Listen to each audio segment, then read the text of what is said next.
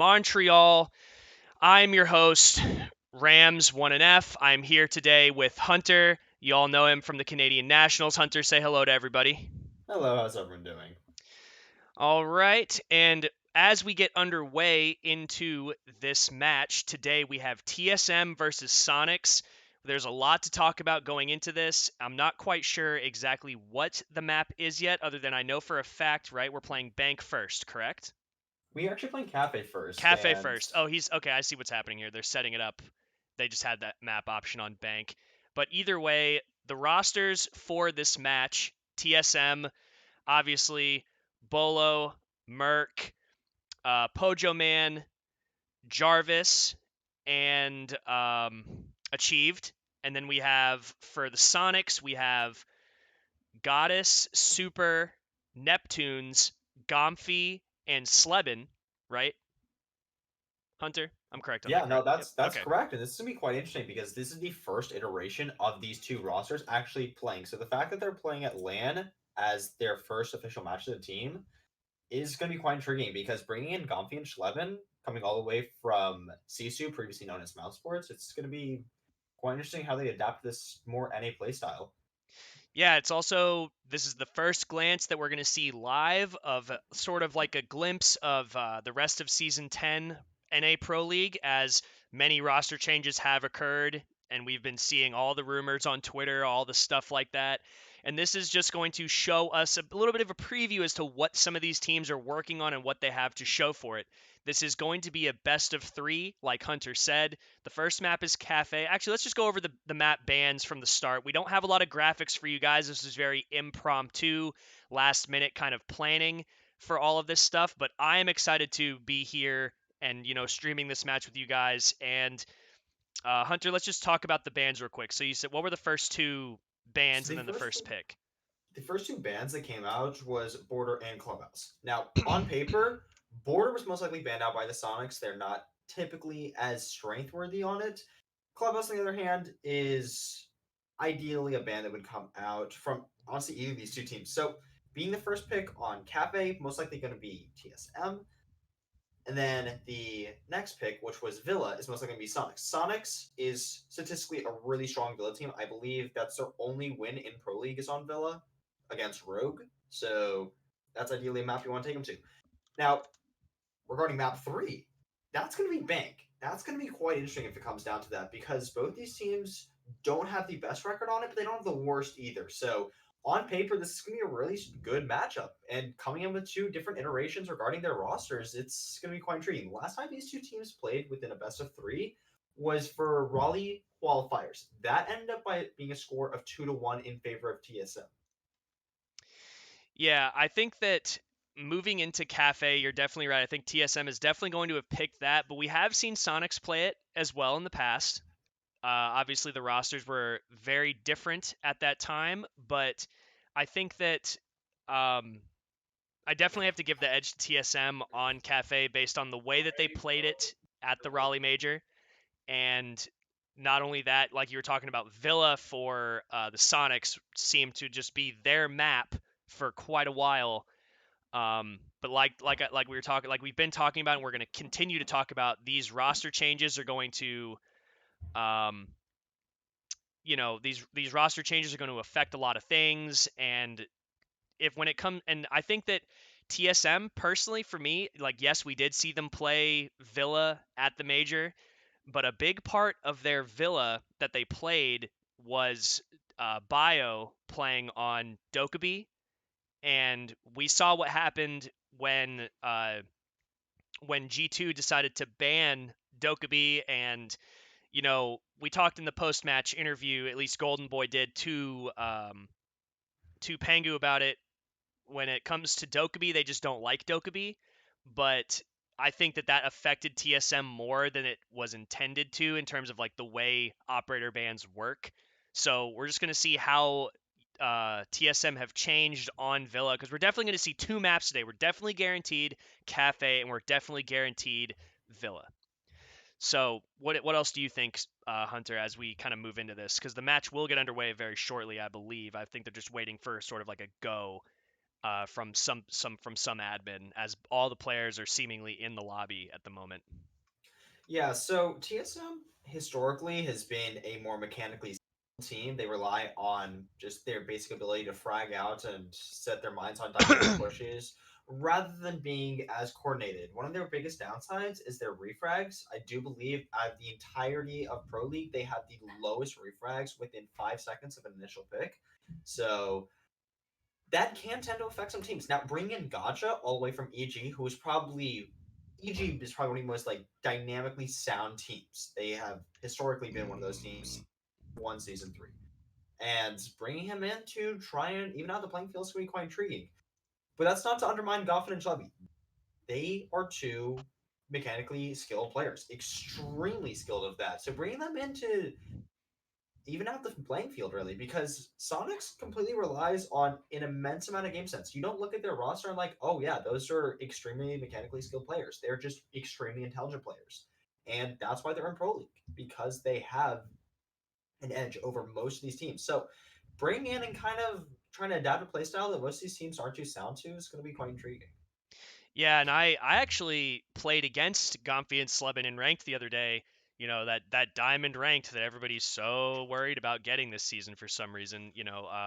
They already got it. They switched over to NA and they're diamonds already. And I looked at them and I was like, there's no way these guys are diamonds already. And then they were.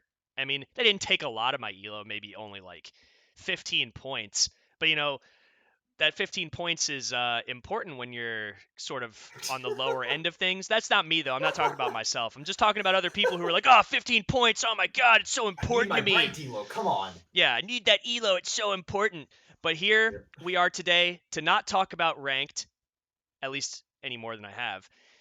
Um, we're here to answer your questions. Who's going to win this match, Soniqs or TSM? And also the most important question that's on so many people's minds all the time, and there's an entire website dedicated to it. When does Bolo play?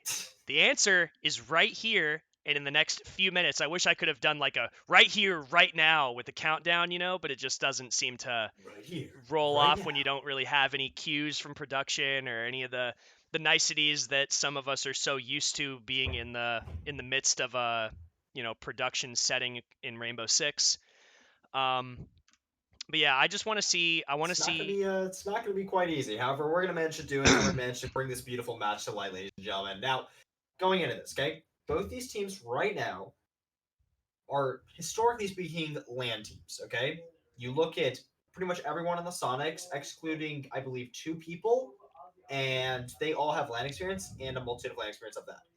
TSM, on the other hand, has played one LAN event together and four batches, all being a best of three. So them coming in and pretty much making a couple roster changes. Well, not a couple, but one, bringing in Jarvis. That's going to bring a lot more land experience, and so it's kind of good that they had that under their belt. However, it's going to be quite intriguing because both of these teams, again, are bottom of Pro League regarding NI standings. Now, ladies and gentlemen, we will be getting into our match. Cafe Dostoevsky, ladies and gentlemen, heading into this DreamHack Montreal first match of the day. Yep. Sonics are going to be on defense first. This tends to be something that a lot of teams want on Cafe. It seems to be like, what would you say for attackers is a good split? Like, obviously 3-3 is as optimal as you can think it could get in perfect conditions. But what like a 4-2 split is kind Ideally, of you're what looking for TSM a is 4 looking to for. 2. Yeah, Yeah. a 2-4 split on TSM's favor is going to be what they're kind of looking for. The Thatcher band coming out. That's And going to be quite I'm intriguing. actually not hearing anything through the clean feed. It's because my YouTube is muted, of course. So that should.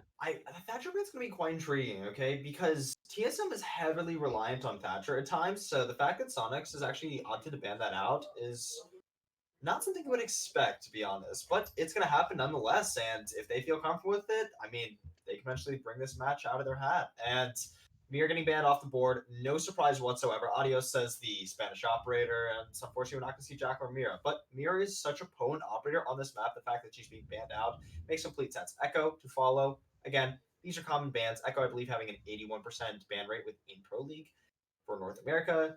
No surprise there whatsoever. One thing that will be surprising is the Thatcher. How are they going to choose to utilize it and get around that? Maybe trying to integrate an IQ, go below, and try and get rid of gadgets using vertical play. It's going to be quite interesting. Yeah, and for some reason, I don't have any sound through the clean Yeah, feed. neither do I. You don't have any sound either? Okay, cool. Nope. So that's just what's happening, everybody. Sorry about that. That is out of our control currently, but nonetheless, we still have the gameplay here for you, and we're gonna see, like you said, Thatcher, Jackal, Mira, and Echo. Echo and Mira are both the most banned operators from the Raleigh Major, as we've seen, and I don't imagine we will continue to see any difference in the amount of time that they are banned uh, until there might be some changes to them in the next coming updates. I'm not, I don't know if there's going to be anything, but what we are going to see coming out of Gomfi so far is just him running around, throwing some Valkyrie cameras, trying to place them in sneaky spots to get some intel. But Merc has brought IQ, so TSM already trying to figure out, what can we bring that's going to be most effective, and we're getting a lot of lag here from this clean feed. Are you seeing it too, or is it just me? Yeah, this Okay. is. Okay. Well, anyway, aside from that, just, sorry about any production things that you guys see. This is, like I said, very impromptu, and we didn't have a lot of planning for this. But I'm really interested to see sort of what Slebin does on the Mozzie and how he can help. I think that a big strategy that we saw a lot of at the Raleigh Major and what we've been, and I think we might have seen a little bit of it before the Raleigh Major as well. Actually, Gomfi's going to get the first pick onto Pojaman. That's huge with the typical run out the reading door. Well read and takes out Thermite. That's a huge pick for the Soniqs. And that's just how we're going to start things off. Definitely, Soniqs want to set the tone here, and TSM are definitely caught a little bit with their pants down. But like I was saying, I think a big common strategy that we're seeing right now on Cafe is to get rid of Thatcher and run Mute and run Mozzie. This is going to deny tons and tons of drones for the attackers, denying as much intel as possible so that so the defenders can sit safely and sit in, sort of rat corners for the attackers to walk into. Right now, Merc, however, has made his way inside of Christmas while Bolo was on the western rappel watching his white. And so right now, pretty much Merc is going to be looking for the mute jammers, trying to figure out exactly where they can push without letting the drones through. But Neptune's going to be playing on the staircase. Merc's going to pre-fire a little bit towards him, not quite hit anything. And Hunter, are you still here? I'm just making sure you're still here. Yes. Okay, No, perfect. sorry, I was having some issues on my end. They are since fixed. So getting into this match, having a Thermite again taken off on the board is not going to be looking good for TSM. However, again, there's always a possibility for them to try and bring this back. Now, Super's most likely going to try and get aggressive on this point if you choose to do so, simply because that is an option. However, if they just play the clock correctly, then it's looking like it's going to go in the favor of Sonics. Yeah, Sonics are in a great position here. Bolo has taken a ton of damage from the new balcony below at the reading room door. IQ is still at the Christmas door, and Super's actually going to get aggressive here. Almost takes down Merc, brings him down to about half health. Bolo still in a very, very dire situation. Doesn't have a lot of health. He could revive himself if he does get down, but he wants to start using his utility to help his team get inside. Achieve now. They're going to throw a grenade into the freezer. Is it going to land on its mark? We're going to find out. Yes, it will. Gomfi has been taken down. Merc now pushing up towards the Christmas door as Goddess is taken out as well by Achieved. Achieved just going off. Super now pushing in, trades it back onto Achieved. Now Super moving up, pushing, going to throw a C4 to stop to deny the plant in the smoke. Doesn't quite catch anything, but it's still looking good for Sonics right now as Bolo has to figure out where he wants to push. Slebin is going to take him down from across behind the reinforcement. The gridlocks are preventing him from moving forward. The track stinger, excuse me. Now Jarvis is just waiting, looking around, trying to find a pick, even out the man count, and Merc is going to even it out instead. Super and Neptunes have to be waiting, just trying to figure out exactly where the attackers are coming from. They don't have a lot of intel as far as I can tell, but Super's going to take down Merc through a hole in the bar, and the Neptunes are going to clean it up onto Jarvis. A great round for Sonics to set the tone. That Thermite pick was so instrumental when it came to trying to fluctuating out the round. There was simply no breathing room for TSM. They just simply tried waltzing their way on into sight, seeing what they do, seeing if they get the picks, and ultimately did not pan out in their favor. And that's going to be the first round for Sonics on the board. Yeah, what I'll talk about real quick when it comes to Thermite getting picked off, what exactly does that do to the attackers in terms of attacking the top floor specifically, as we just saw? Pretty much when the attackers get control of Christmas, what we actually just saw out of TSM was the way you would attack it, but if they had Thermite, they would either open part of the bar wall in Christmas, or they would open the freezer. Most likely the freezer. If they can open bathroom, if someone in bathroom is really giving them trouble and they just want that line of sight through the rotation from the piano, then, maybe they'll open the bathroom wall as long as they can get the mute jammer off. But without Thermite, that attack seemed pretty toothless, but TSM looked strong either way, bringing it down to a 2v2 at the end of the day.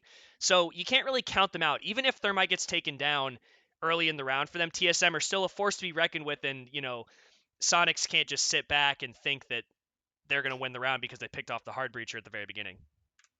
No, they cannot whatsoever. One thing that they would play in their factor, if a Thermite, though, does get taken out, is time. Trying to take Christmas becomes exponentially longer because when you actually go to the drop down, you can't just open up the wall and walk on in. Unfortunately, you have to try and repel the windows, establish control through the windows, which is exponentially harder than just walking into the site. And unfortunately, you're not going to be able to open up those Christmas walls. So we saw Achieve utilizing the grenades to try and frag out anyone that was within that vicinity. And he did get one followed up by another kill. However, ultimately not proving enough simply because that utility was lost in the first edge of the round is just too damning to try and overcome. All right, so on to the next round. We are going to see Soniqs going downstairs into the kitchen, and TSM look like they want to take top floor control first. I understand the point of that. They just want to make sure that everything is safe. They want to get top control above kitchen, especially in dining room and mining, while watching flanks and trying to figure out exactly how they want to attack it. But the thing is that with the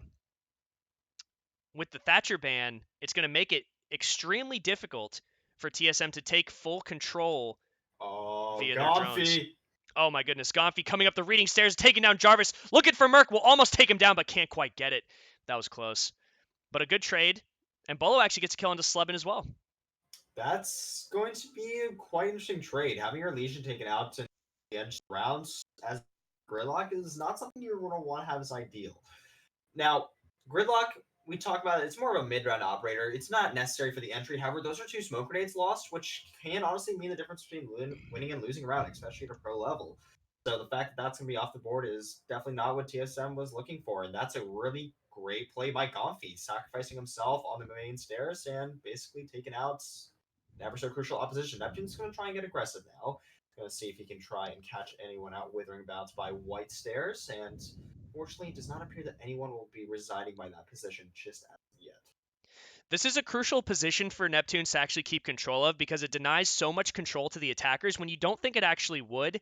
Right now, they're struggling to get this hatch open. Goddess is just waiting for anybody, or they already have the hatch open, excuse me, but Goddess is waiting for the drop down to occur. Oh, no.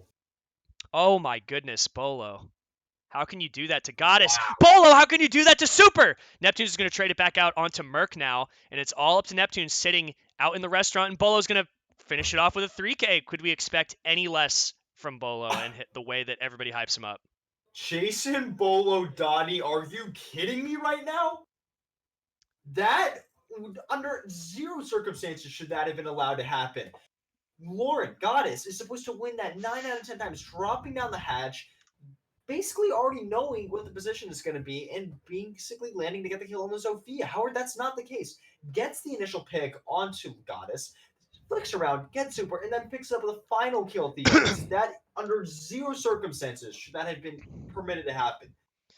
No, it doesn't work like that. Oh my goodness gracious. It's also a fun fact here. Goddess lost that with the DMR shotgun. She lost that fight while she was using the shotgun, which I think is the most surprising thing. Like, I don't think that Bolo dropping the hatch and killing Goddess, like, okay, that we kind of expect some things like that to happen here and there, but not on But the fact that he Cade with the wasn't refragged, shotgun. like the fact that he wasn't refragged either, like typically, all right, you already know that they've established control. You already know that there's more than one person up there by the hatch. So the fact that you're not expecting in a 3v4 situation with what 30 seconds left, someone to drop that hatch when you already know there's 2 people residing by it.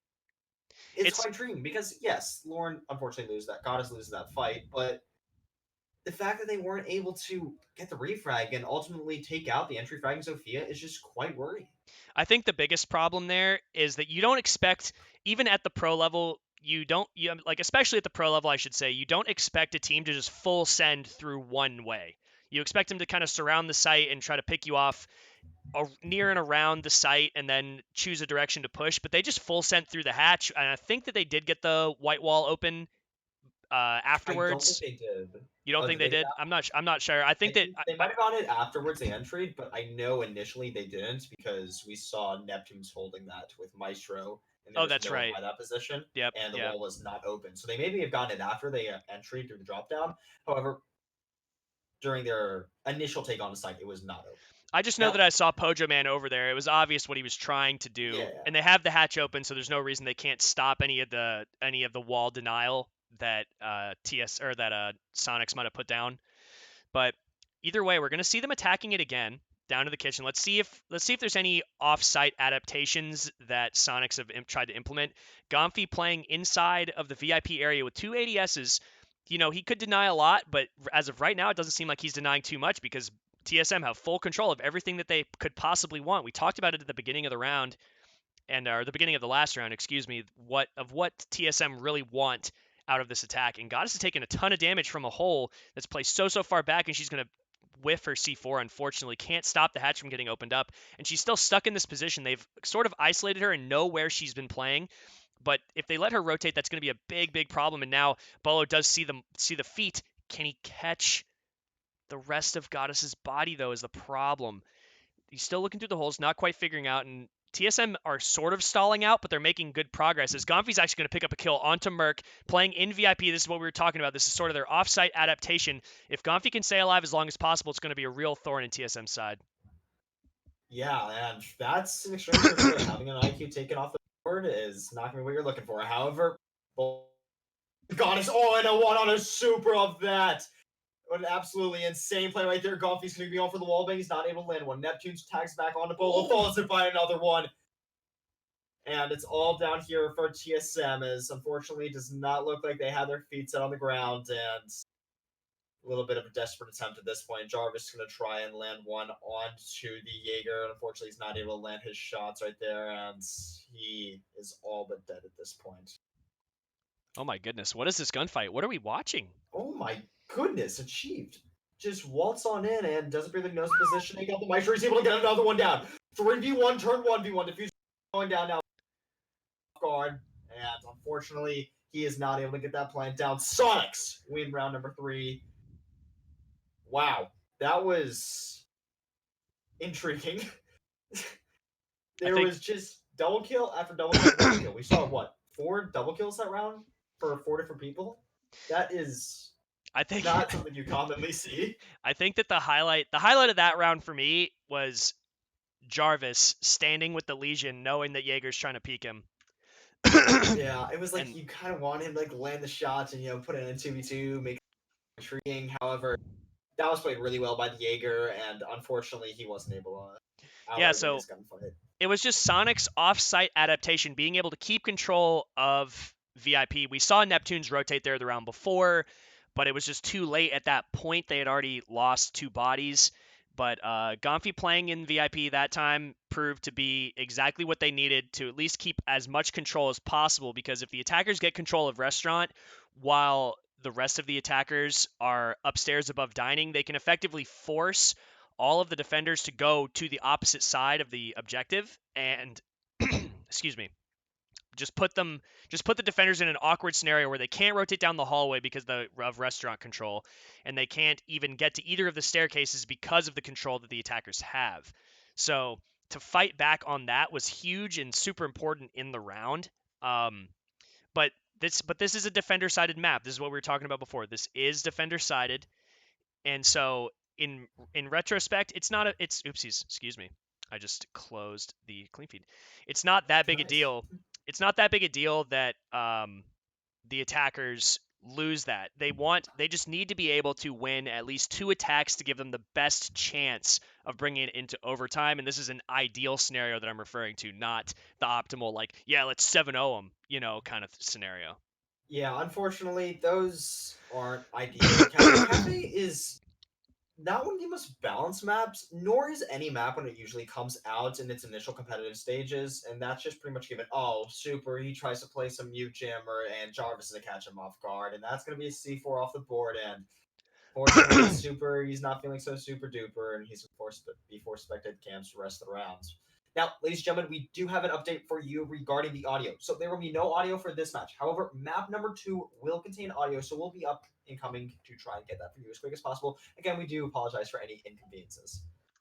Yeah, we're I'm gonna probably say it multiple times throughout today and tomorrow during all the matches that Hunter and I are doing. It's not Flynn. I see it in the chat. It's not the Nightbot is wrong. I'm sorry. This is an impromptu thing, but Hunter is my co-caster today, and either way, the sound will be coming as soon as possible. Sorry for any inconvenience this might cause, but right now it's looking like Soniqs are actually looking pretty good. Merc doesn't pre-fire there and can't quite land that shot. If he would have pre-fired, that would have been a huge kill. But right now, it looks like we're seeing the exact same attack we saw before. Bolo is working his way through those ADSs and trying to get rid of any Maestro or Shield that are going to be played in that area over there, while Merc is just going to be holding white stairs. It seems to be exactly where he wants to be at all times during this push, as Bolo is just going to be peeking his way through the cigar doorway and now is rotating his way over to white. Achieved is trying to get rid of the shield, or at least trying to dislodge the attacker or the defender that is playing behind that reinforced wall. That is a special anchor position on this map we've been seeing a lot. It seems to be the best position for any defender that playing over on the A side of the site. And Gonfi's actually going to pick up the kill onto Merc. Achieve going to trade it back onto Neptune's. Bolo pushing his way into the bathroom now.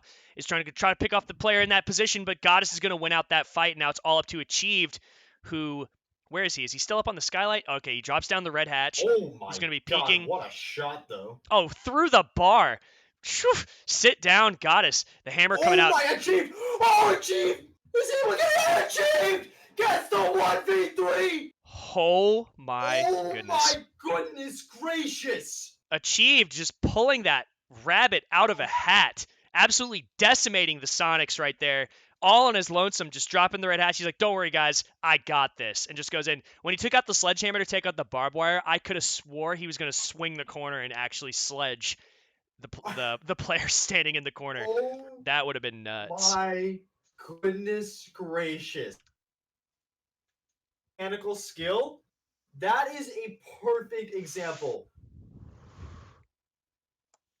Superior, we're not supposed to superior, win those. superior intel, superior skills coming out from Achieved and the rest of TSM there, bringing a round back that looked completely lost. I am absolutely baffled right now. Under no circumstances should have Soniqs lost that round. And you cannot undermine how crucial Achieve was in that instance, but Sonic shouldn't have been in that position in the first place. They cannot enthrall themselves in positions in which that can happen. I just don't understand why they had two different people peak, and then unfortunately that left the last player in a known position in 1v1. I do like this Evil Eye being set up, though, by Goddess. I really like that, because you can see the entire white hallway from it, and Yeah, it's that not, like, a position that would be, like, too... it definitely gives a ton of intel. Yeah, because you only just got white stairs, which is quite nice. I mean, all the attacks seem to kind of stall out at white stairs anyway on this map so far.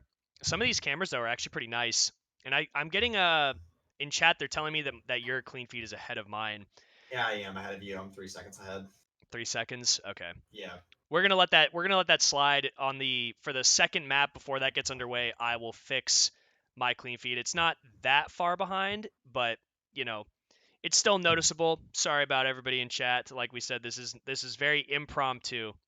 I'm gonna keep saying it because we cannot undermine. Like, literally, this was done on the fly. Like, we basically got the memo 2 days ago saying that we were doing this. They didn't give us anything other than today, like 30 minutes ago, of what's going on. So we're trying our best here. Unfortunately, we don't have much to work with, but we're gonna do our best for you guys. So getting into this 2v2, or sorry, 2-2. I was about to say 2v2. Damn, you're that far ahead? 2v2. Yeah, no.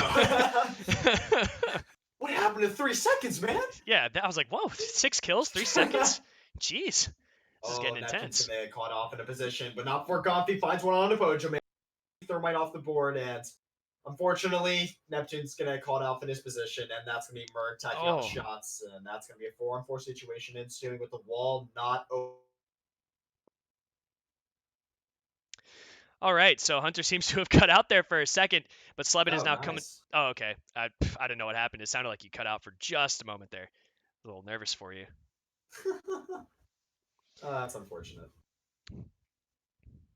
But Bullet's going to be able to tag one back onto Schleben, and that's going to be the Mozzie off the board and a C4 to follow. So 4-on-3 situation. Despite being at a man advantage down, oh, that's going to be Bullet taking out Super. Now he's going to have an entry in the bathroom. Can he win this gunfight out? Yes, he will. Triple kill for Polo, followed up by Merc laying one on a Goddess, and attackers win round number 5. TSM currently up by a 3-2 scoreline on attack. Where do you think that it's falling apart for Soniqs? Like what do you think is happening more specifically? Okay, so they're able to get the initial picks that they need, okay? They were able to put in a 5-on-4 advantage, basically taking out the Thermite. At that point, they all decided to get completely overzealous, and they're just deciding to enthrall themselves within positions that aren't as potent, and unfortunately, they're getting tagged out. You saw initially when the 3v1 happened by a cheat.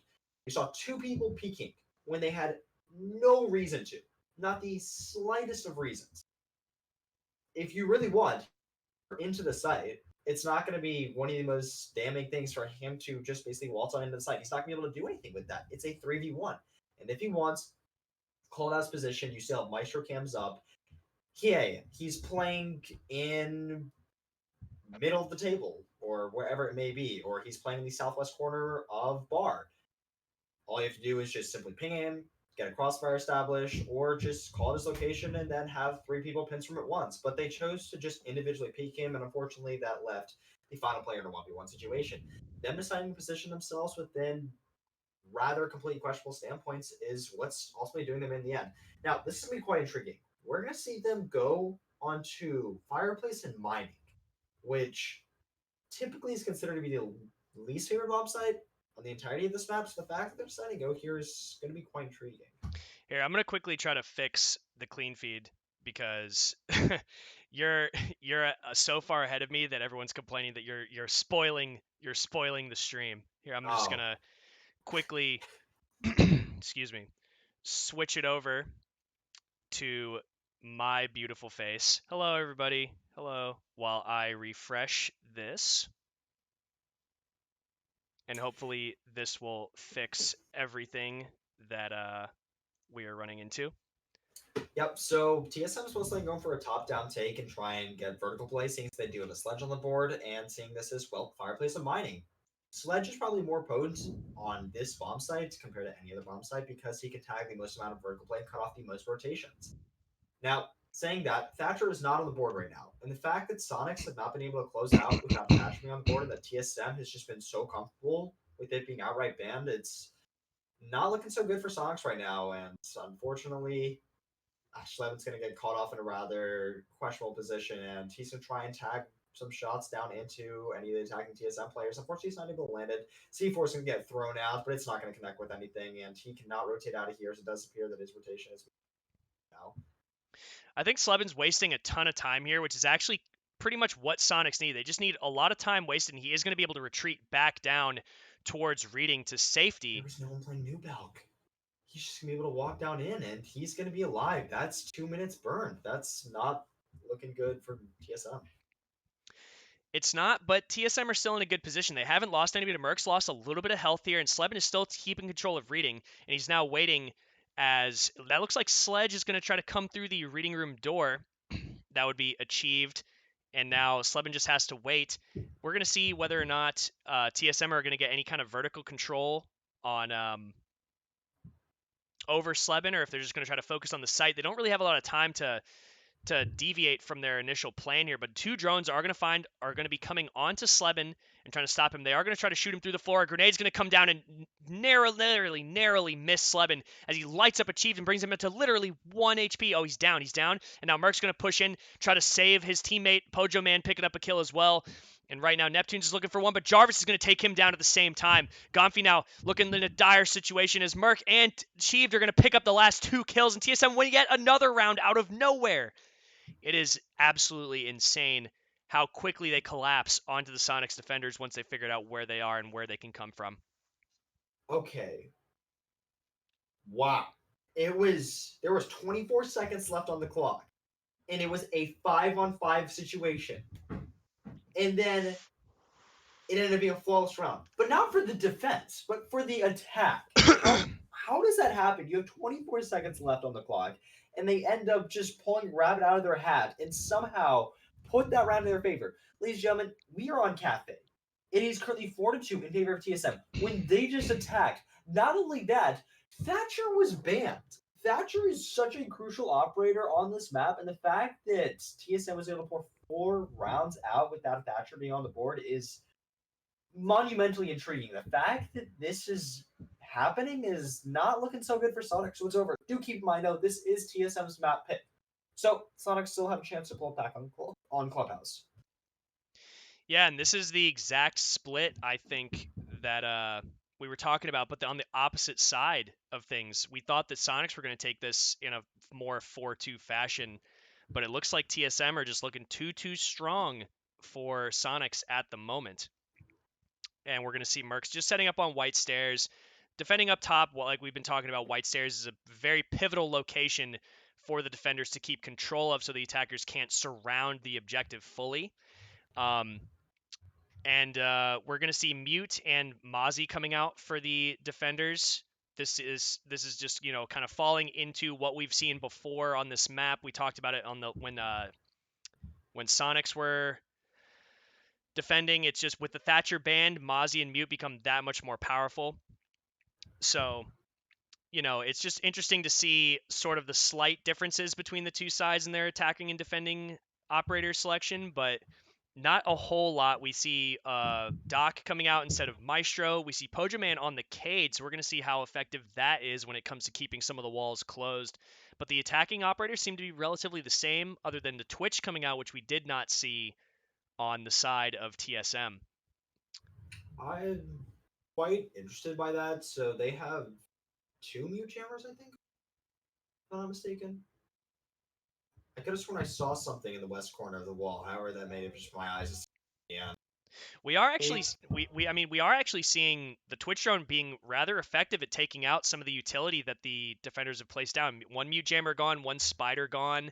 The Twitch drone is actually doing a lot of work, and it's sneaky. It's something that a lot of teams don't really expect nowadays, because Twitch's utility seems to not always be deemed as the best utility you can bring on any attack. But you know, Sonics are making it work here in this instance. So this is going to be quite intriguing. Typically, when we associate TSM, you have more of an aggressive playstyle, trying to pick everything, get the initial picks.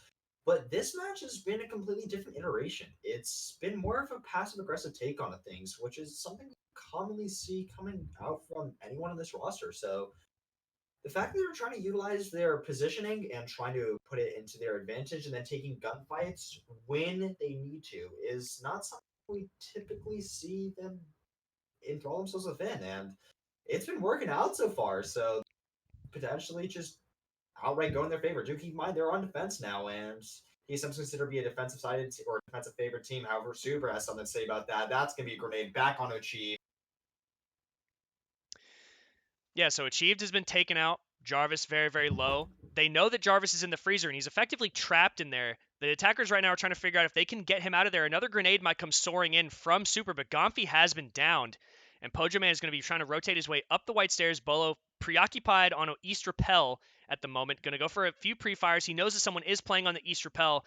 Bolo could get wallbanged through that wall, so he has to be careful of his situation, and that's actually proving to be a good distraction, but Bolo is going to get taken down as he actually is going to down Super instead. Jarvis is going to win the fight onto Goddess. Neptune's coming up with a double kill, and Slebig coming in at the end onto Merc.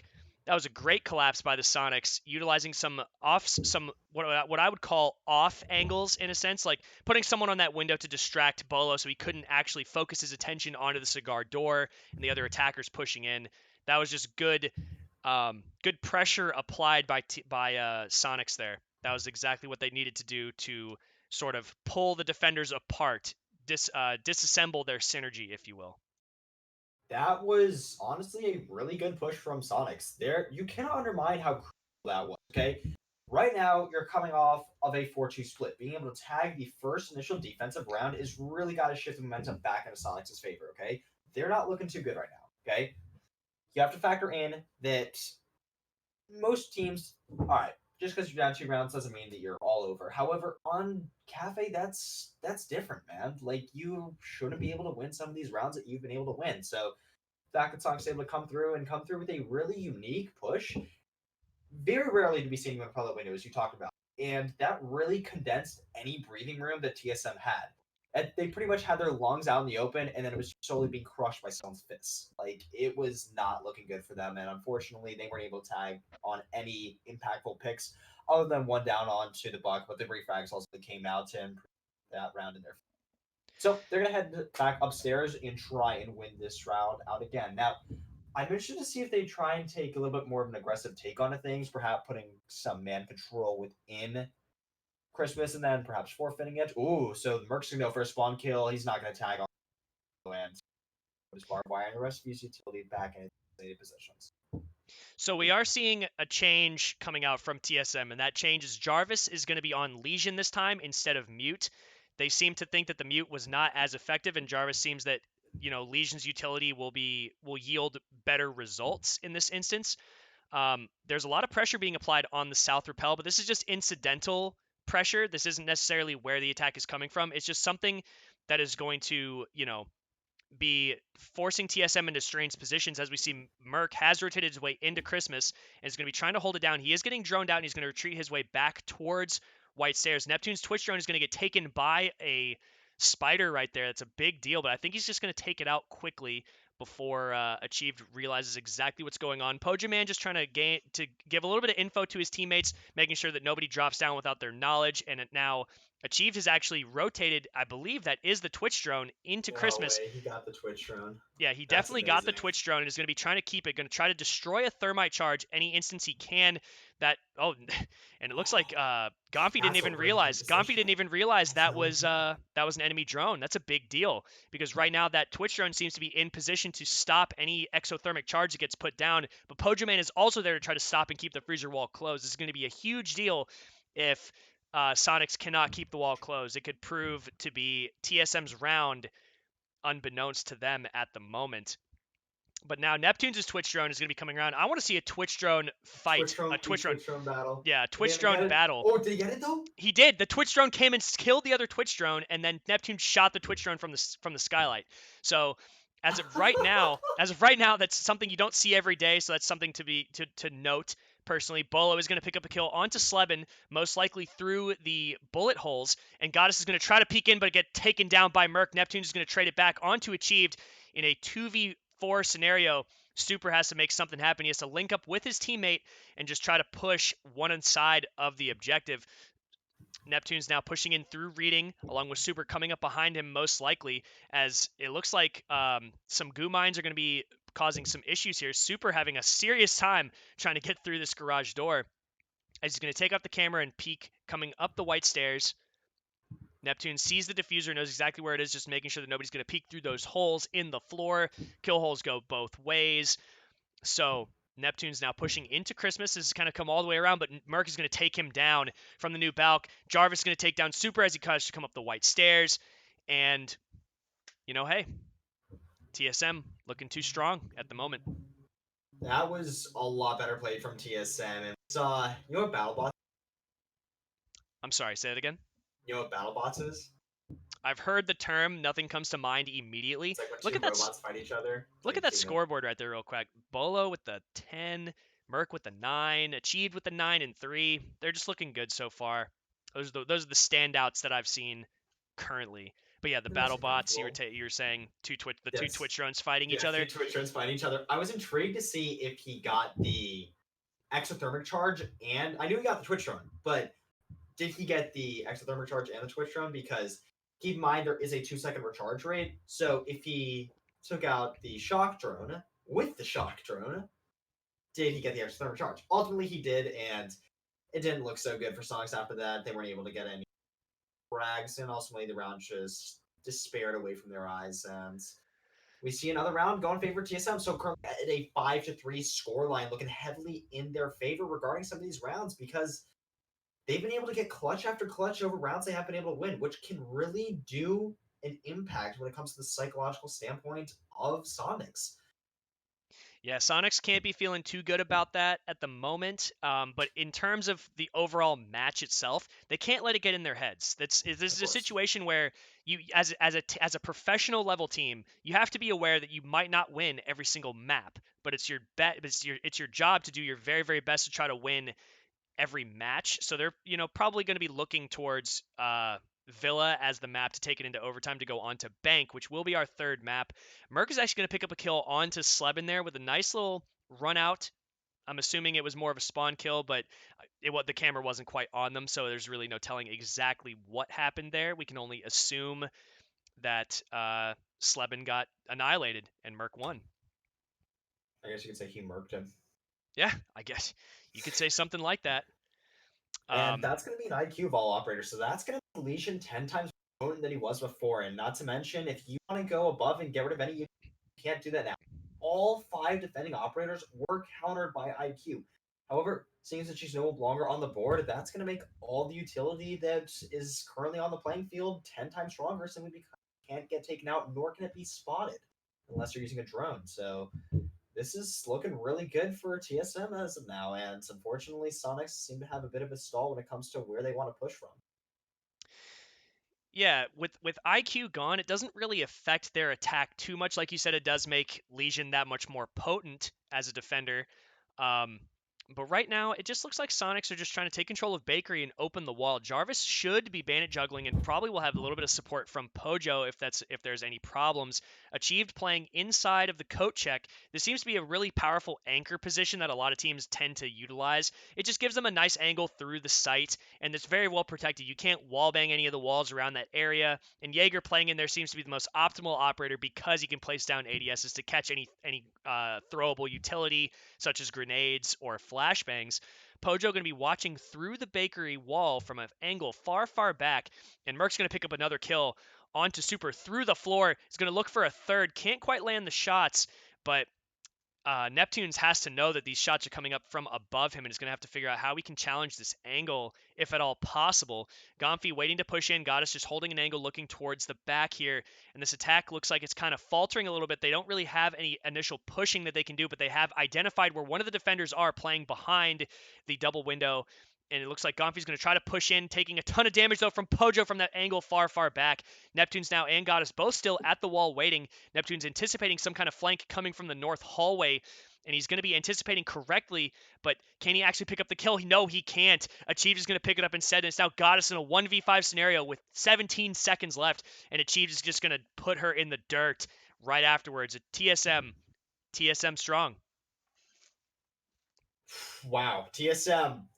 We talked about their passive aggressiveness, and that was a beautiful case of it. They decided to hold back, play their designated angles, and only peek when they needed to, which is not something we commonly see associated with them. Typically, they're a team to try and get aggressive and try and strike first. So the fact they're deciding to play back, play their numbers, play the clock, which has been so intriguing because not that many teams decide to play the clock, but with the introduction of the Thatcher ban, they're just deciding to play a little bit more passive and not getting completely overzealous on the flank, and it's looking really good for them as currently they're up by a score of 6-3, and it looks like we're heading the clubhouse in favor of TSM.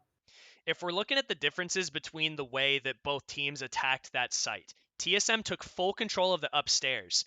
And that was something that Sonics neglected to do. They did not take full control of upstairs, which meant, like you talked about, the passive playstyle that TSM just exhibited there in that last round. They didn't get it overly aggressive on flanks. It's because they didn't need to. They had all of the information in front of them, so to speak. They didn't need to worry about anything above them. They didn't need to worry about, you know, anything coming from behind them with no Hibana being brought to try to open up two different sides of the map at the same time.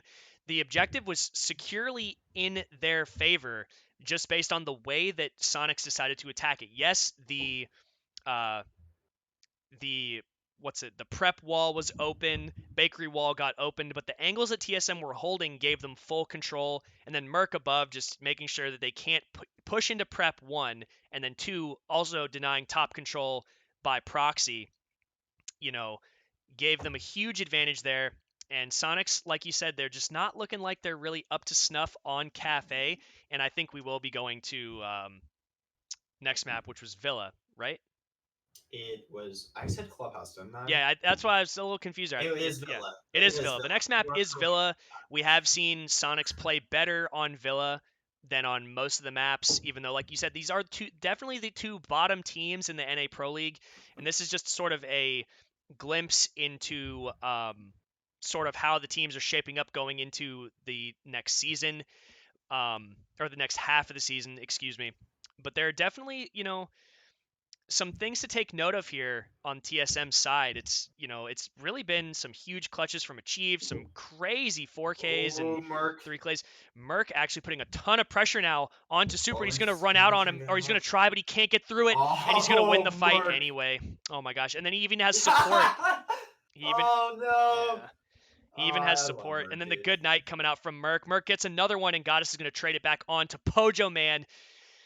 Wow, this is shaping up to be a very, very strange round, and a double kill coming out from Neptunes. Two huge kills. Now Bolo and Achieved are the last ones. Achieved is going to pick it up onto Goddess, and Achieved with another one onto Neptunes as Gomfi has to try to come in. The diffuser is down. He does have a lot of time at his disposal, but Achieved and Bolo playing almost what looks like I thought they were back to back there for a second. Bolo now just looking to he missed Gomfi walking past him though, as Gomfi's just trying to figure out exactly where he can push from. He knows that Pulse is to his left, but not he definitely Oh no, knows. he's He's a just concussion, but he's not gonna oh he use actually it. And didn't know at all. Like he just shift W'd straight into the room. Unfortunate. that's unfortunate. I think that comes down to like some bad call outs in terms of where the drones were positioned. But we Yeah. kind of knew based on the way the other rounds went that TSM were probably going to win that round and the match and the game. Excuse me, not the match, the game. We're going to go on to map 2, which is going to be Villa. Real quick, while we're in between maps, Achieved win 14 14 and and 3. 3. Oh my And he's a goodness. flex. He's not a fragger. He's a flex. Yeah, but That is before we go into the next map here, I just want to point out the production for people that are in the chat wondering what's going on with the sound and with the lagging and the clean feed and stuff. Basically, the answer is there is no production. There is definitely, a sort of impromptu uh, issue going on where we were asked to do this very short notice. So I apologize if this isn't up to standard that some of you are so used to when there's a full production team behind it. But this is just the way that it is. I appreciate all the support in the chat that you guys are giving. Both these teams are, I think some of the more favored teams in terms of popularity. Um, but I really, I'm just really happy to be here doing this with you guys. And Hunter, thank you for doing this with me as well. This always a is, pleasure. this is definitely tons of fun. But I'll just apologize one last time for the sound issue and the lagging in the clean feed. Like there isn't anything that Hunter or I can do about that. And keep in So mind, they are at LAN.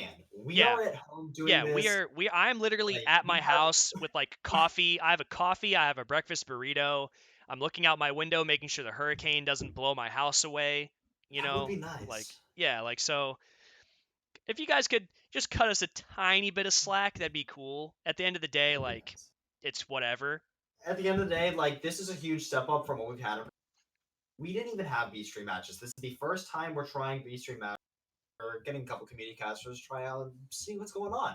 I think is this Now, the first time a LAN event has had casters do like offline, yeah. do This is offline? the Yeah, first time this is the in first the time history of Rainbow like Six. they've ever had casters from their houses doing commentary for a LAN event.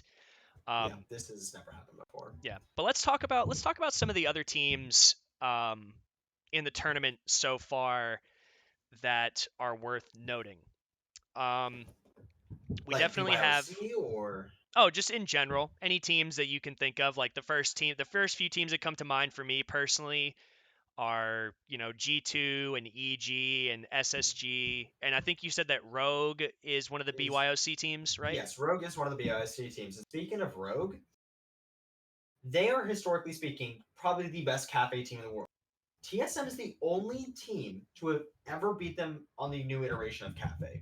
No other team has done it. LAN, off LAN, anything. So Soniqs deciding to take them to cafe was quite interesting, and it's unfortunately not going to pan out for them. However, going on to Villa, that's the only map that they've won outside of LAN in Pro League. So Well, it's interesting you say that about TSM and Rogue in terms of cafe. If anybody remembers, now I'm sure not everybody was able to watch this, but there was, I believe it was a USN match, it was right? USN. Yeah, it was a Yeah, it was USN USN match. playoffs. Yeah, LAN. yeah, it was the USN playoffs match between TSM and Rogue.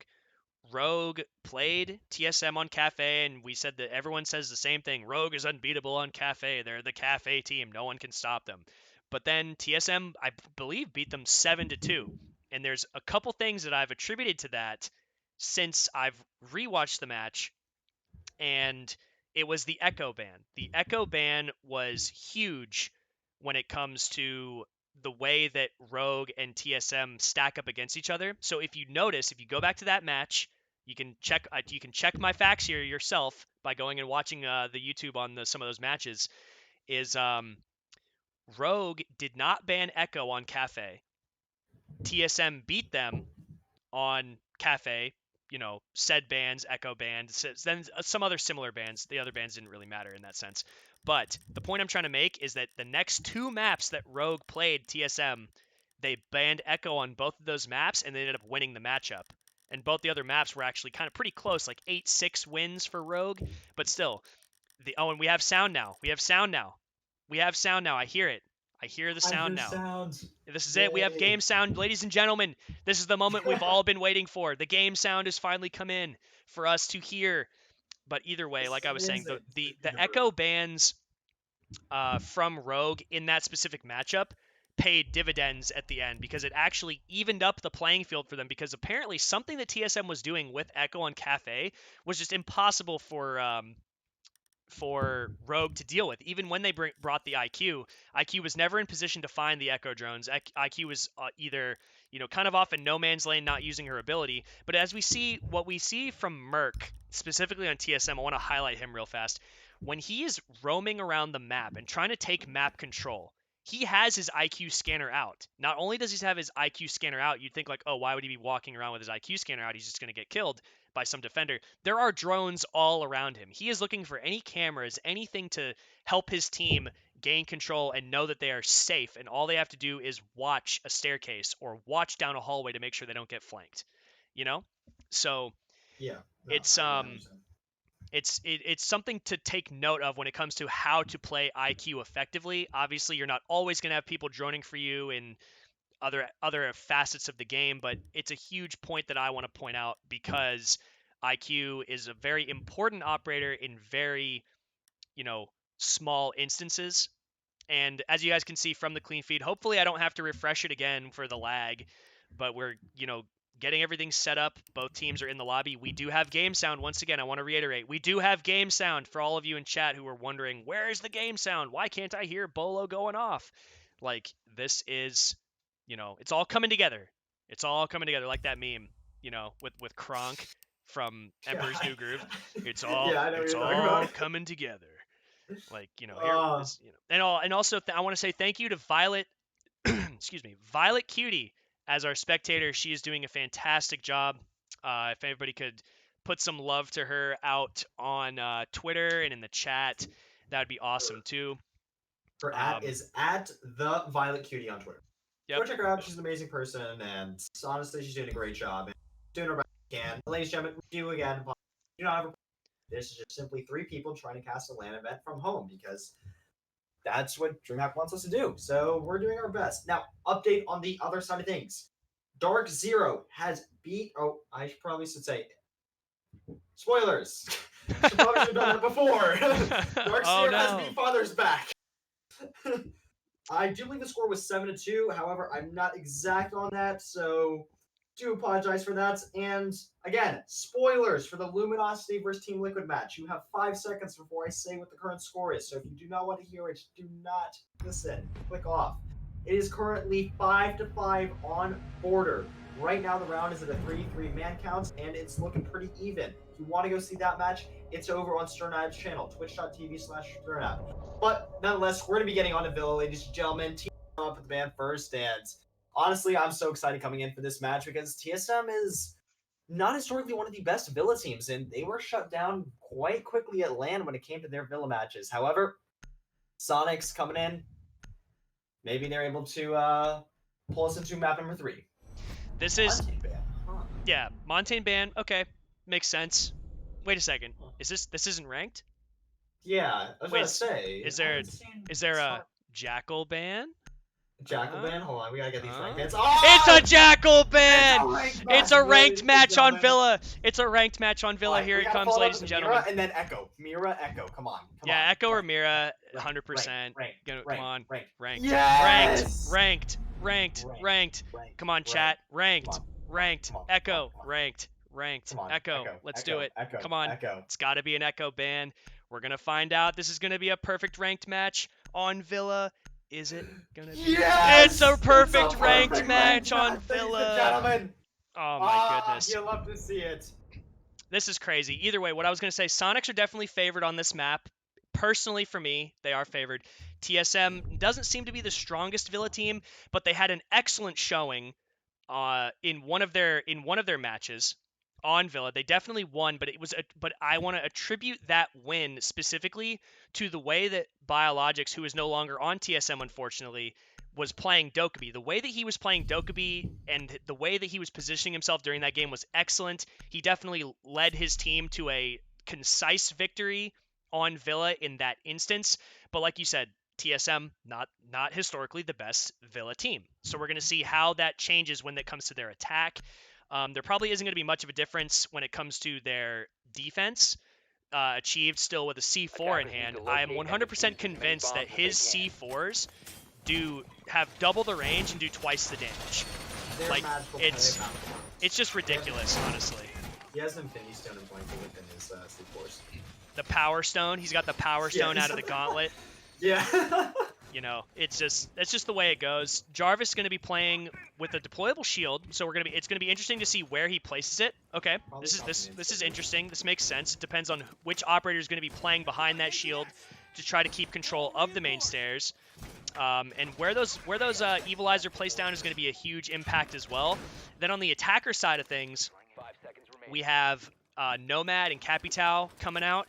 Capitao was one of the more banned operators that we saw during the major, but you know, we know how effective he can be, but it's not just how effective he is in terms of like as an operator, it's also how effective the player playing him is. So we're going to see whether or not Super can get himself into positions to use not only the smoke arrows, which are probably the most important utility that Capitao has, but also the asphyxiating bolts, which will be changed into flame bolts during the upcoming patch.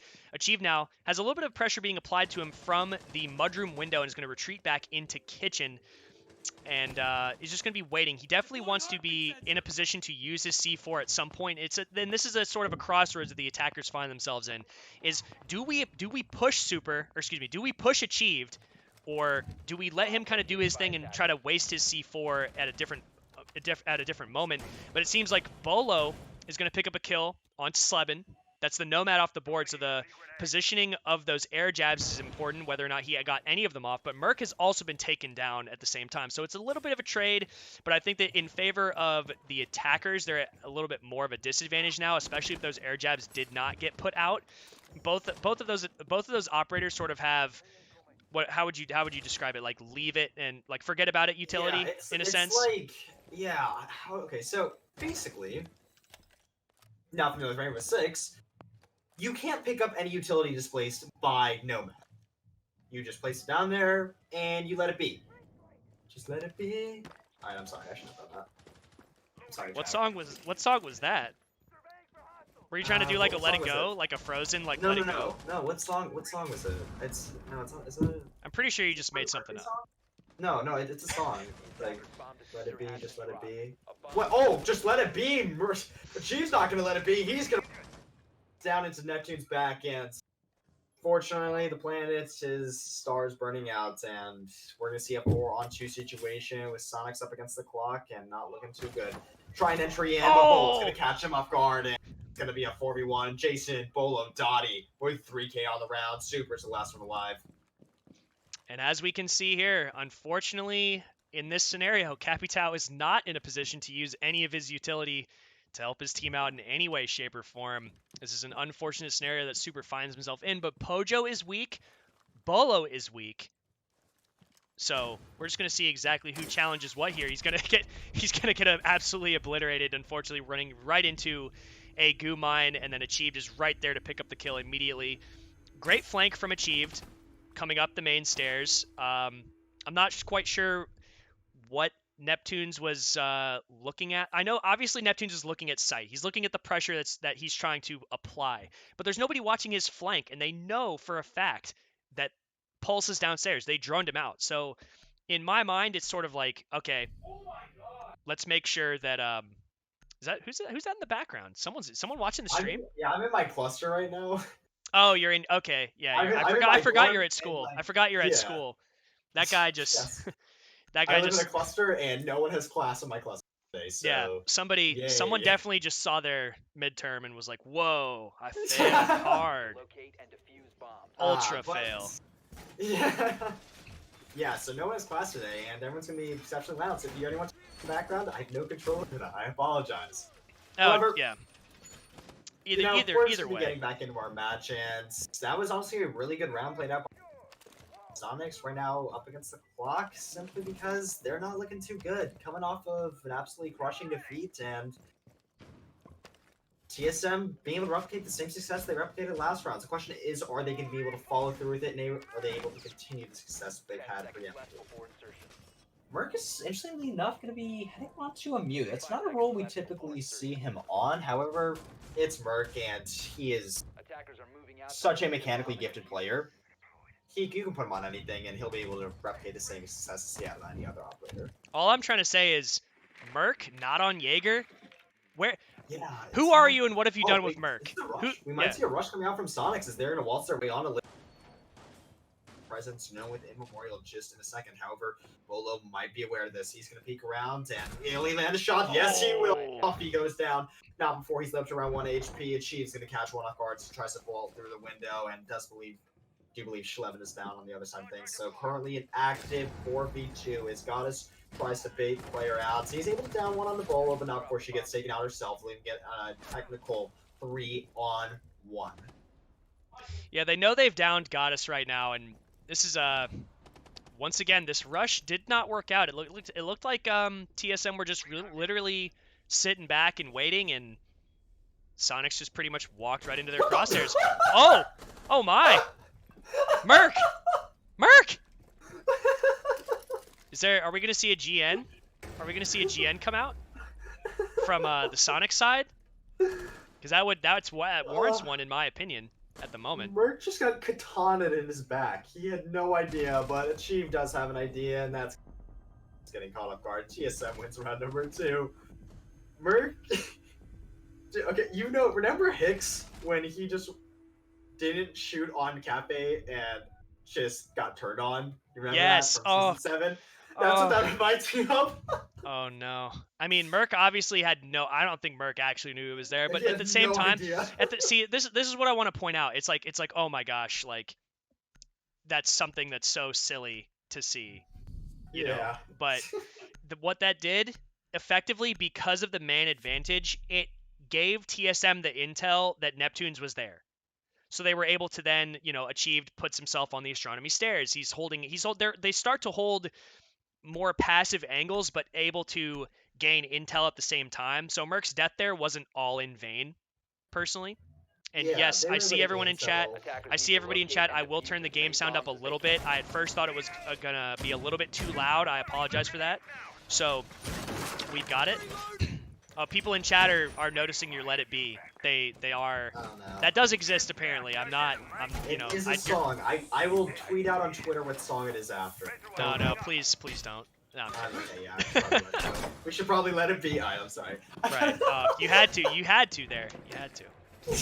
Okay, so, you know, the rush from Soniqs, not effective. TSM now moving to... are they defending the living room right now? Oh, they are. Oh, so living room? That's really quite intriguing from TSM, and... I actually think that this site is a good site to defend. I don't like, as contrary to what ranked would teach you. This yeah, is, you're the only one that thinks that, Rob. Yeah, exactly. I think that this site is actually good to defend. It forces the attackers to take a lot of map control upstairs, and we know how hard it is to lock down every single flank on Villa at any given time.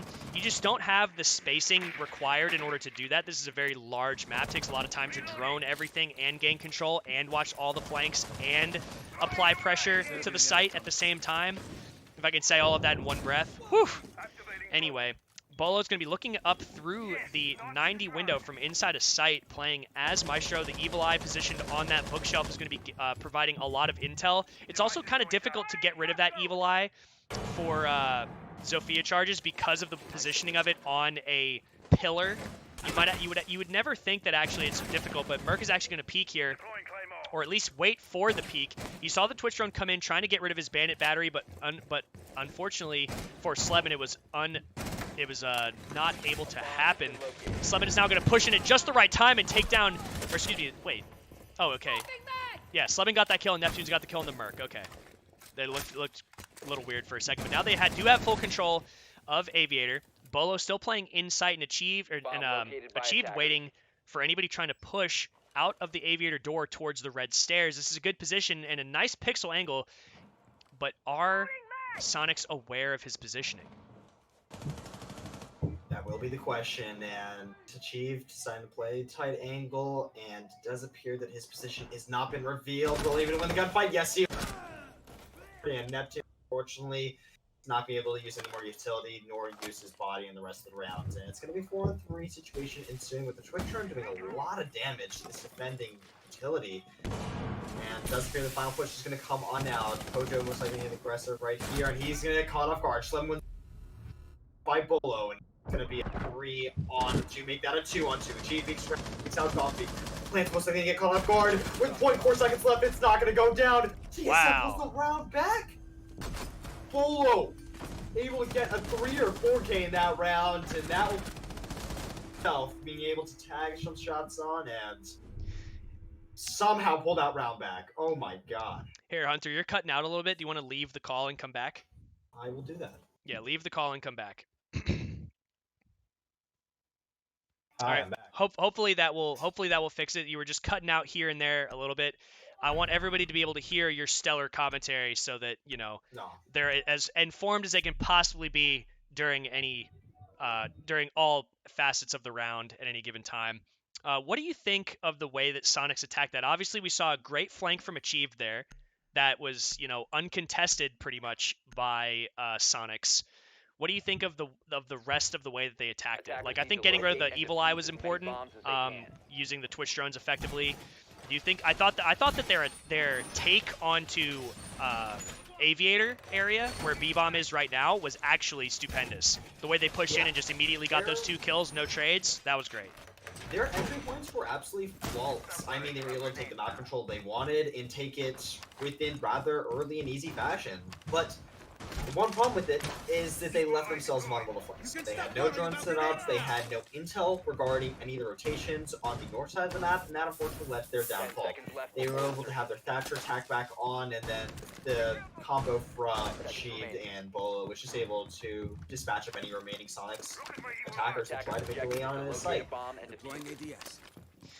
thing is, though, with them is that they are extremely intelligent team. They're able to do these dynamic pushes that are necessary to be at a pro level. Problem is with them is they're not being able to follow up from there. And that's the real problem that Soniqs have been having throughout not just this match, but their entire season of Pro League. And it's going to be quite unfortunate if they're not able to land a couple more attack rounds, because right now you're looking at an 0-3 deficit and potentially the 0-4, which can be really damaging. Yeah, I think that this is also just like we've been talking about it, and I think we'll continue to talk about it throughout the match. It's just this is the that was a great pre-fire, but nothing quite yet, and the C4 goes off, pre-placed most likely, by Achieved, trying to bait them into the bathroom. That could have been a very, very excellent play. Doesn't yield any results, just a little bit of utility wasted. But this is like a good look at the roster changes and how they're affecting teams. So far, TSM just looking like the stronger team. They were the stronger team before the roster changes.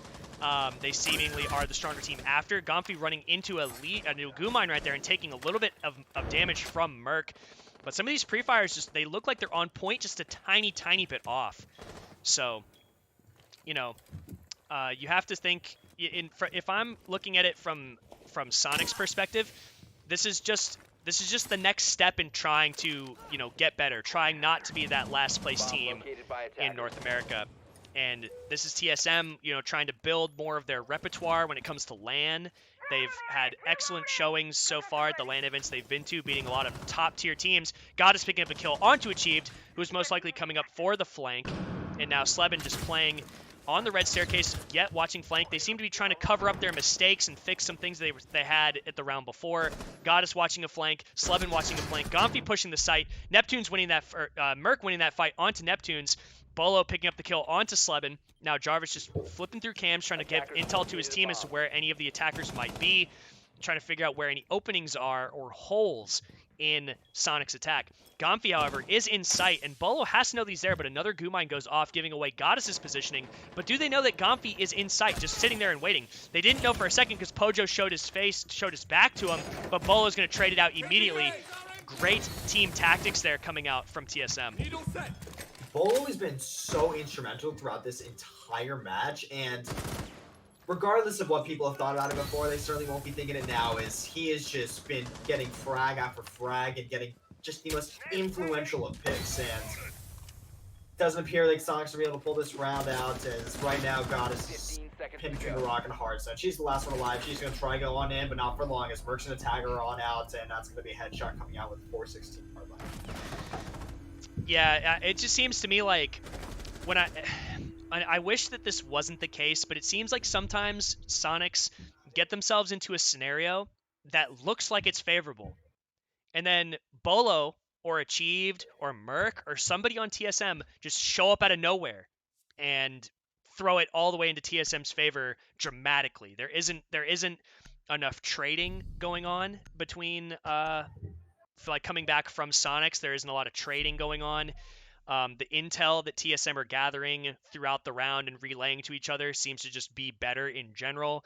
Obviously, we did see a little bit of an adaptation there from Soniqs, where they're trying to cover their flank a bit more dynamically, as opposed to trying to like just cover it on the fly. They definitely positioned players to watch the flank specifically, and it paid off a little bit during the round, but at the end when it came down to the execute, did they get any of the walls open to sight? No. Did they ever have control of 90? I think they did, actually. They did have control of 90. They did have control of 90, but they lost it rather rapidly, as Bolo was able to peek around and get a 2K from that position, and yeah, and just followed up by stalling out the attackers. I think that the lack of utility when it comes to or not lack of utility, but the lack of the use of utility when it comes to the hard breach is hurting Soniqs a lot, especially on this map. We've talked about defender-sided and attacker-sided maps briefly here and there throughout a lot of commentary, whether it's at a major, at a minor, online. This is a defender-sided map. We have seen teams go literally 0-6 attacking and then come back on defense and take it to overtime. And then all it comes down to is which team is going to win an attack. I don't think that that's the case that we're going to see on this map in this particular matchup, but it is a possibility. So all of you, wondering whether or not Soniqs can actually bring this back, they definitely have the potential to, based on the way that the map is played. But whether it's actually going to happen is, yet to be determined. Now, do keep in mind, if you're not familiar with the groups, within the group of TSM and Soniqs is also FaZe Clan. Now, I don't know about you, but FaZe Clan has been looking absolutely lethal lately, and coming off of a rather good showing, a better showing at Raleigh. They were able to make it to the quarterfinals before they ultimately fell to the champions, Team Empire, and they took them to a full 3 maps, so it's not looking so good for either of these two teams if they're going to have to run into that. And unfortunately, Soniqs is going to need to change some stuff up. As you said, it is a possibility to come back from this, but so far, it doesn't look like they have much going for them. And they're going to try and tag one in. They were able to get the first impact frag, so that's at least good. Merc falls, and unfortunately, he's not going to be able to be of much influence to the round other than lighting Neptune's up to around 1 HP. But there's no flame drones again. There is nothing here. Jarvis is just able to wall there is something there. There's definitely something there. I was just about to say, I was like, there's definitely a claymore right there, Jarvis. I did not see that.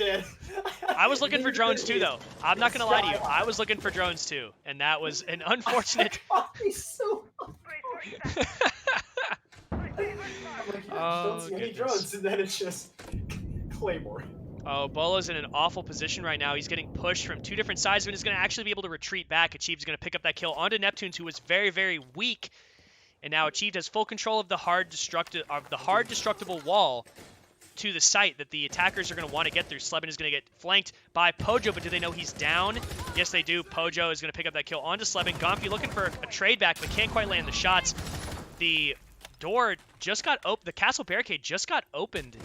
And oh, Bolo with a shot onto Super, going for tons of pre-fires as the asphyxiating bolts come out. Slebin now just waiting, or excuse me, Gonfi just waiting, looking, and Goddess is going to pick up the kill onto Achieved. Gonfi was just watching the flank on Astronomy Stairs. That's who he was waiting for. Goddess picks up that kill, and now Gonfi can push in, but Gonfi's going to get down and pick himself back up. Do they know that he's down? Yes, they do. Bolo is going to look for the second kill. Can he get the third kill here for the round on him? And Pojo's going to pick it up through the bullet holes in the wall. Great hold from TSM. Yeah, that was really well played from TSM. That is the second round in a row where, well, not in a row, but that is the second round overall throughout this matchup where they've been at a man deficit by 2 and still been able to win the round. Bolo 11-1. Bolo is 11-1 right now. Can you pull that back up again? Ladies and gentlemen, this is the evolution. You're coming in, you're looking at this, okay? Bolo has not had one of the greatest Pro League splits, okay? People are coming in, they're looking at him like an incredibly mechanically gifted player, and they're expecting him to do some crazy things. And unfortunately, at a pro level, that is extremely difficult. He is definitely a pro level play. Right now, this is exactly what people have been expecting right now. Going 11-1, winning all the gunfights he can, and being absolutely instrumental for this TSM roster. And right now, they're up by a score of 5-0, and Jason Bolo Dottie, along with tag combo of Achieved, has just been getting ever so influential flags to win out these rounds. And so is Merc, honestly. Like, everyone in this roster has just been doing so well today. You can't say, oh yeah, this one person unfortunately didn't do as well. No, every single person on this TSM roster has just been being so crazy influential throughout this entire match. I want to point out, real quick, and I'll preface this by saying, obviously this is said in jest before the chat jumps down my throat with this statement. We saw the bans on the map: Montaigne, Jackal, Mira, and Echo. The perfect ranked map, bans on Villa, and then Bolo starts going off. Coincidence? All right, Reddit conspiracy theorists. Yeah. You just started an entire new thread on Reddit. Congratulations. I know. I made the front page of Reddit. The Bolo subreddit is going to explode. How many upvotes you reckon? What, 600 this time around? What do we got? I've lost all credibility right here. My career is over. Dude, yeah. They hire you for being analyst at one LAN event, and you're already doing with conspiracy theories. But whoa! Bolo is able to get one more, man. He's fragging out all day, all night, baby. Gonfi's gonna try and tag one into any person residing by vault, but he's not gonna land any shots. He's gonna see a good mine get spotted out, and he's gonna take that with absolute ease. And unfortunately, they're gonna try and go back downstairs to living room, which they previously defended successfully, but it's not looking so good because you already lost one of your entry fraggers, and unfortunately, you're having a bit of a stall come out, but that's going to be an absolute flurry of kills coming out. Oh. Neptune tags on another Bolo, followed by Pojo getting one on, followed by one on the Neptunes. This is 2K in the round for him, and it's going to be a 3-on-2 situation within a matter of 10 seconds. Merc's still going to be upstairs there, and I do not believe his position has been called out. So if he's able to play his cards correctly, he might be able to get an absolutely stupendous footing within man advantage. Merc still does have a C4 in his hands, and for a second I was a little nervous that the stream crashed or something because everyone's just standing around not doing anything. Either way now, Pojo has to come up with some kind of a flank here. His C4 is gone. He still has a Pest actually, which is sort of strange. You figured he would have used it all in the prep phase. Merc also still having 2 mute jammers. I think the attack from Soniqs came out so quickly that TSM were a little caught off guard. But Merc does still have a C4 in hand, and it looks like he's going to be, retaking control of Bar. But now the attackers are all in the site. Oh my goodness, Merc coming up with a flank. Neptune's just walking haphazardly into Merc's crosshairs. And now they have to know that Merc's there, but they're just beating down barbed wire, not even worried about Merc. They're just completely ignoring him completely. They said, no, that staircase doesn't exist. He's not there. But Merc's actually going to make the 10,000 IQ play and try to put shotgun holes. And Pojo Man with a great shot through a peek hole there is going to get the double kill. Pojo Man. Oh, Pojo Man. Oh my goodness. I wonder how much of this is going to be in the digest. I really want him to drop a lol in the chat. The last time we saw him play on this map, we saw him drop a lol. So. I just want to know how much of this commentary is going to be in the digest. All right, yeah. Pojo, we get it. You're back in Pro League. You're doing good at LAN, but we want what the people care about. Only that's the digest. Yeah, for those of you who don't know, what the Pojo Man Pro League digest is it is literally Pojo Man taking the biggest fails, the stupid things that happen during broadcasts, and putting them into and putting them into a highlight reel where he adds music and adds some memes in here and there. Like they are quite entertaining. If you don't know what Pojo's Pro Digest is, I want you to go to YouTube after this match and just go check it out. It is the most blissful experience you will ever have. It is probably the funniest series out there, and honestly, it's always a blessing when he comes out with a video, and it's always a blessing to see him doing well back in Pro League. Fortunately, he was removed from the Darkseer roster, but he's made the bounce back with TSM, deciding to be their coach originally, but he's made his way onto this roster, and he has been doing so well. So much as well as that they are up currently 6-0 against Soniqs map pick, and it's looking really good for them. Right. This is kind of what we expected to see. It is Villa, so big surprise. The defenders won all 6 of their defending rounds. Even though that last round looked like it should have been in Soniqs' favor, their push just ended up being a little bit too predictable. In the sense that even though they had the man advantage, they still didn't use their hard destruction to open up the walls. I just don't understand. Where's the disconnect here? Do they know that they can open up reinforced walls with Thermite and Hibana? I mean, I hope so. Yeah, at this level, you would think so. Merc making his way into the dining room with a drone right in front of him, making sure he can pick up any of the information immediately and act upon it decisively. Now pushing his way into the living room is going to be peeking up. Oh, he gets the kill onto Sleben. Great kill from Merc. Oh, and looking for the wall bang. Whew. Man, that would have been crazy. I would have been like, oh, Merc cheating? It's already a ranked ban. Why don't we rank it in ranked play style? Wallbang everything, and hopefully you get a kill. Put it on your Twitter highlights. Yeah. If he would have gotten a kill like that, if he would have spun around and got a kill, I'd have been like, all right, Merc, I gotta look at your Moss file. I'm inspecting this. I'm inspecting this file closely. Where's the referee? Gotta call him up on LAN. Yeah. Just call Stewart real quick and be like, hey, yo, Moss, now. Right. Merc picking up another kill onto Gomfy. This isn't looking good for Soniqs right now. They're literally on match point. Super looking for a kill through the floor. Can't quite get it. Goddess just trying to position herself in a place to actually bring her team back into this and at least stay safe for as long as possible. Super gonna almost get Ash charge. Only takes a tiny bit of damage, which is kind of uncommon. Ash breaches, if you get hit by them, they usually do about 60 to 80 damage after one of the updates, if I'm not mistaken. Goddess is being called out by a drone right now if she's having trouble getting rid of it, and there's definitely one person right outside the balcony going to shoot down the doorway. Super is now looking towards the southern side of 90, but TSM have already taken full control of 90. I wouldn't be surprised if they actually open the vault wall or at least try to use some of their hard destruction. That'd be really cool. Then I'd, look somewhat smart in what I'm saying. But Goddess is going to take out one of these drones, and there's actually one of TSM's players going to be pushing up the staircase onto her as Neptune's going to pick up a kill onto Merc. Goddess is hit by a concussion and a P coming out from Goddess, but Goddess will win it out. Goddess with the double kill! One onto Jarvis and one onto Bolo. The 90 wall is getting opened up by Pojo Man, I believe, but we've seen achieved in these situations before. Vault has been opened up. He's used it on the floor because of the impact tricking, and not being able to get the wall open immediately, knowing that Vault is now clear. Achieve's going to be going for a pre-fire and is going to push in, going to get hit by one, but can't win the fight after getting hit by the goo mine. Achieve, Goddess with another kill onto Achieved.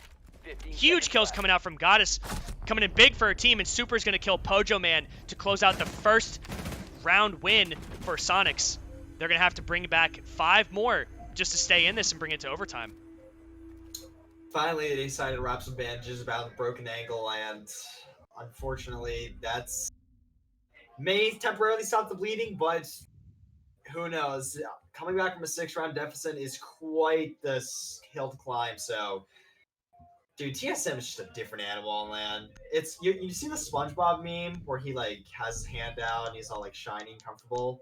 That's TSM on Pro League, and then SpongeBob meme where he's like all like buff and has like headband on.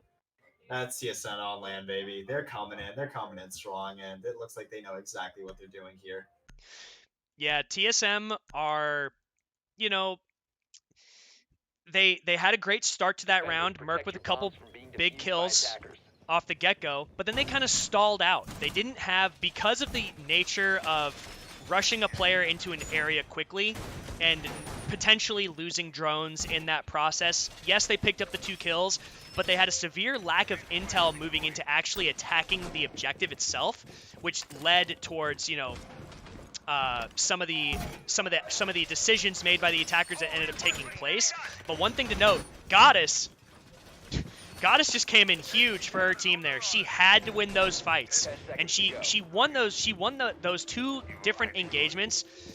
That is such a good drone. She should have lost that. There's no reason TSM should not have won that fight, but some great individual play from Goddess is able to keep Soniqs in the match for just a little bit longer.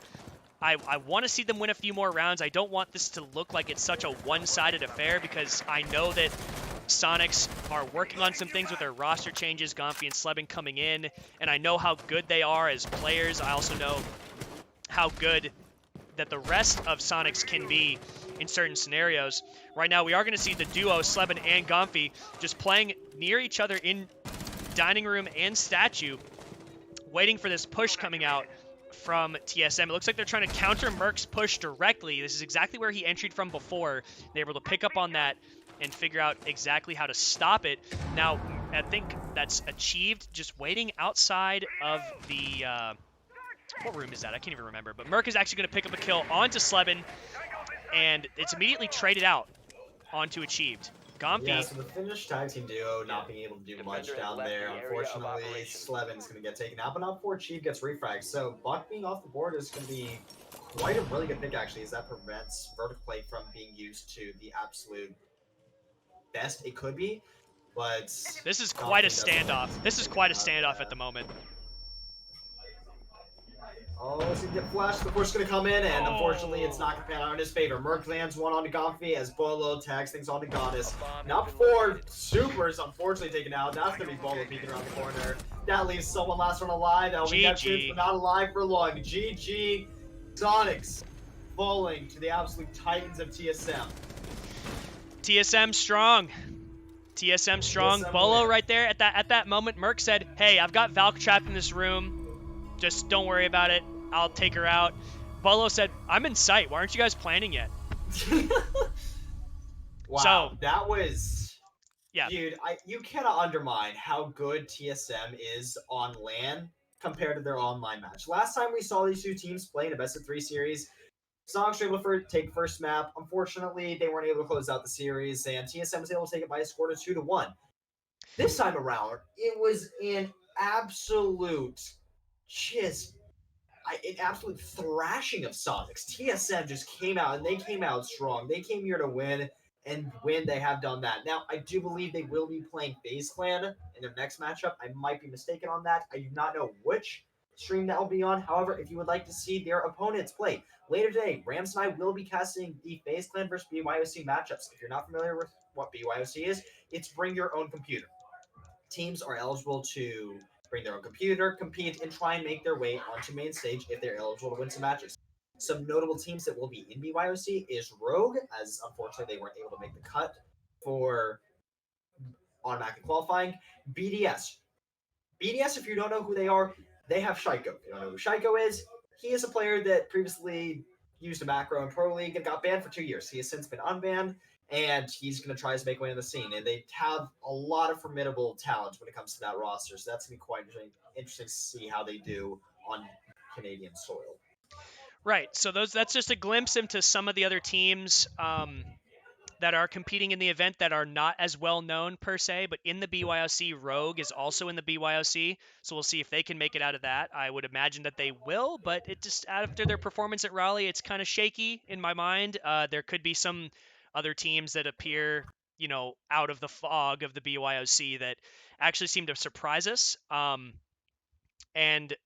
pretty much, do you have any other team updates to like matches so far, as to like winners and One losers? second, I will bring that just up. While you're looking for that, I will quickly say this in the chat again. Chat, we do not have production for this stream. This is literally me at my house doing this with Hunter in Discord. This is not this is not going to be the high quality standard of a production team like behind me. I'm not looking behind me being like, you know, hey, buddy, like turn my sound up, blah blah blah. Like Like none of that we stuff's have happening. no control. We Yeah, apologize, ladies and we gentlemen. have Like yeah. Ram's at his house casting. I'm in my dorm using university Wi-Fi trying to cast this. Yeah, Okay, this it's is this very is difficult for us, this is and we have impromptu. zero production. Yeah, this Okay, is this is impromptu. Last second, they asked us to do this a couple days ago, and we didn't get any kind of graphics and stuff that we would normally want to have. I obviously want all of those things. I want everything to be as high quality as possible. It's just not possible, and it's not my fault. But I will still apologize for the inconvenience of all of you divas in the Twitch chat, because oh no, like what are you talking about, Rams? Everything is always your fault. Come on. right. So let's the last thing I want to say is thank you very much everybody that came into the stream today. We will be back on later today at 6:20 for FaZe Clan versus one of the BYOC teams. That will be announced later, I'm sure, and if not, you will see who they're playing against in the match, just like Hunter and I will. So, Just yeah, before we come close back. out, though, you want to updates regarding scores. Yes, So that's right. Yeah, currently, updates. if you do not want any spoilers, click off right now or mute the stream for the next 30 seconds ish. Okay, Team Liquid beat Luminosity on first map. That was on border. I do believe it went to overtime, and Team Liquid was able to close out from there. On the other side of things, Dark Zero closed out first map against Father's Back. They are currently up to a score of 6-1 on map number 2, which is on Clubhouse. That is on the main Twitch channel. So if you would like to go watch that, twitch.tv/rainbow6 is where that will be casted. Don't believe we have any updates for any other matches though, and those are the only ones going around. So TSM is the first team to win here at DreamHack Montreal, and they're looking to try and land their spot at SI20. Yep, that is what is on the line. In case you guys don't know, the winner of this DreamHack automatically qualifies for the next event, the next big event, I should say, which is the Six Invitational in February. It will be in Montreal, and there's the last thing I want to say before we, finish up the stream pretty much and say our goodbyes. Thank you very much, everybody that came into chat. Thank you, everybody that are the mods in chat and updating and trying to keep things as civil as possible. Um, you know, there is only so much we can do, Hunter and I, in this scenario, but hopefully you guys enjoyed what we could provide. Um, the other thing is, let's talk about some other teams just for a second. Aside from FaZe, we'll talk about FaZe a ton when we get to watch them play. Um, let's see if I want to see if G2 can come back from the loss they suffered at the major in the final. It's like, yeah, they lost in the final, they're a great team, but can they bring that same level of intensity and coordination that we saw before? Will the roster changes for EG and SSG, how will both of those stack up? We saw how some of the roster changes have stacked up for Soniqs and TSM so far.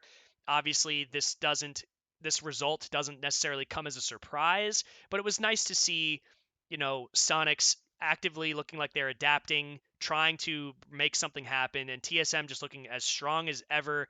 Bolo coming into himself as a professional player, absolutely going off with insane, 3Ks, 4Ks. Great shots overall. Lots of great gameplay that we saw today. And thank you very much, everybody, for coming into the stream. Hunter, do you have any closing words that you want to say? Anything? Yeah, if you guys would like any updates regarding anything that might be having off stream, follow Rams and myself on Twitter. We'll be posting constant updates throughout the entire week for off stream matches and on stream matches. So, Rams, your Twitter. My Rams? Twitter? Yeah. What about my Twitter? Post it so people can follow us so we can Oh, post updates. it got posted somewhere already on Twitter, but I will. Oh, well, mine hasn't. So mine is Hunter Yeah, Cash R6. If you don't know who yeah, I and am, I post.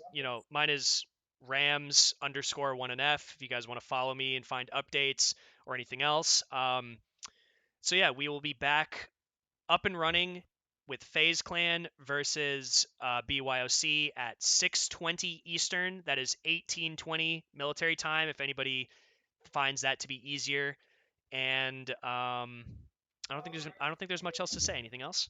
I don't think there is. So congratulations TSM on their first win, and we will catch you guys later for FaZe Clan versus to be determined BYOC team. Have a great one, guys.